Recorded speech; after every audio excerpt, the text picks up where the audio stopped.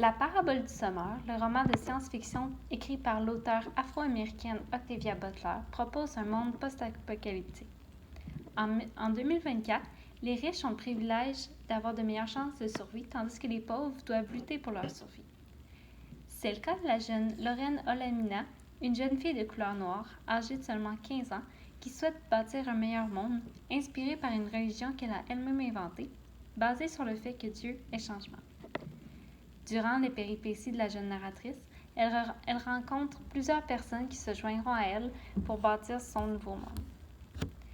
J'ai beaucoup aimé que le récit soit vraisemblable et que l'auteur n'ait pas ajouté des technologies futuristes impensables. Et aussi, les dialogues sont courts et suffisants, alors que les passages descriptifs sont intéressants et ne sont pas trop lourds. Cependant, la fin m'a été quelque peu décevante puisque, selon moi, elle nous laisse sur notre appétit, mais elle nous donne envie de lire le prochain tome. Je crois que les thèmes abordés par l'auteur sont toujours d'actualité.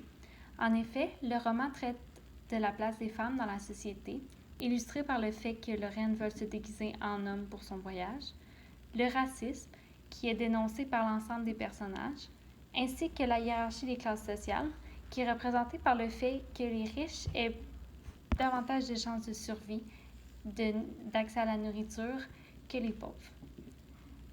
De plus, ce sont tous des thèmes qui touchent l'auteure elle-même. En effet, elle était elle-même afro-américaine. Elle a vécu de la discrimination face à la couleur de sa peau. Et son père est décédé jeune et sa mère a dû élever sa famille seule. C'est très intéressant, selon moi, de voir que l'auteur s'est inspiré d'elle-même pour son personnage principal. Pour ce qui est du lien avec le domaine de la santé, je crois que la prévention est un élément important du livre, ainsi que du domaine infirmier. En effet, les personnages prennent beaucoup de précautions pour ne pas se blesser et conserver un état de santé idéal.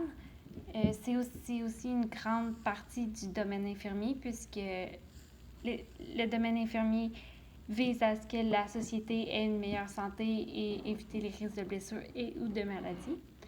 Aussi, les passages où les personnages doivent se prodiguer des soins d'urgence n'est pas exagéré. Par exemple, quand Bancol doit panser la plaie de Lorraine, c'est pas exagéré et c'est très vraisemblable, ce qui rend le roman très intéressant.